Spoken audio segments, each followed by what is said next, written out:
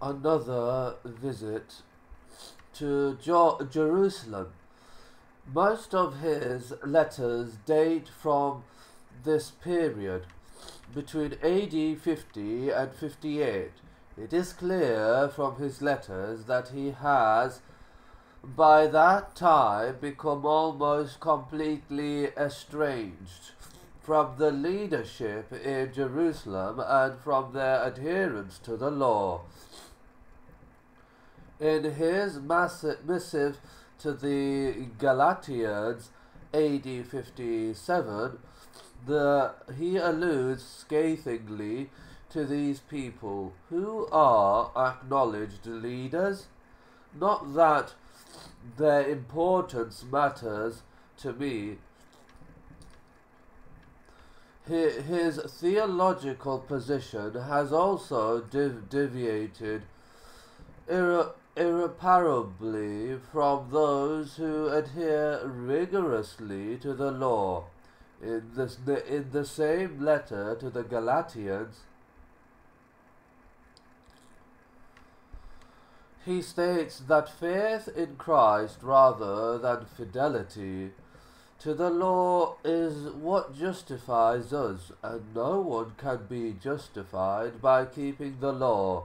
Writing to the Philippians, he states, I am no longer trying for perfection by my own efforts, the perfection that comes from the law.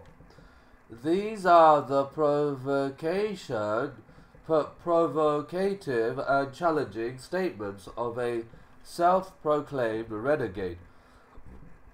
Christianity, as it will subsequently evolve from Paul, has by now severed virtually all connection with its roots and can no longer be said to have anything to do with Jesus, only with Paul's image of Jesus.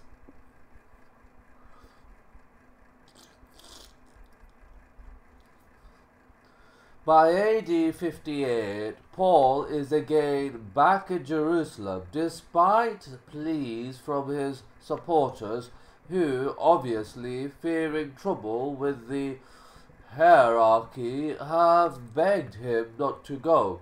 Again, he meets with James and the leadership of the Jerusalem community, employing the now familiar Qumranic formulation.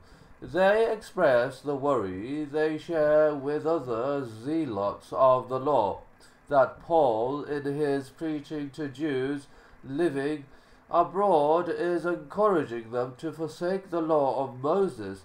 It is, of course, a justified accusation, as Paul has made clear in his letter. Acts does not record his response to it. The impression conveyed is that he lies, perjures himself, and denies the charges against him. When asked to purify himself for 7 days, thereby demonstrating the unjustness of the allegations and his continued adherence to the law, he readily consents to do so. A few days later, however, he again runs foul of those zealous for the law, who are rather less temperate than James. On being seen at the temple, he is attacked by a crowd of the pious. This, they claim in their anger, is the man who preaches to everyone, everywhere, against the law. A riot ensues, and Paul is dragged out of the temple. His life in danger. In the nick of time, he is rescued by a Roman officer, who, having been told of the disturbance, appears with an entourage of soldiers. Paul is arrested and put in chains on the initial assumption, apparently, that he is a leader of the Sicarii, the Zealot terrorist cadre. At this point, the narrative becomes increasingly confused, and one can only suspect that parts of it have been altered or expurgated.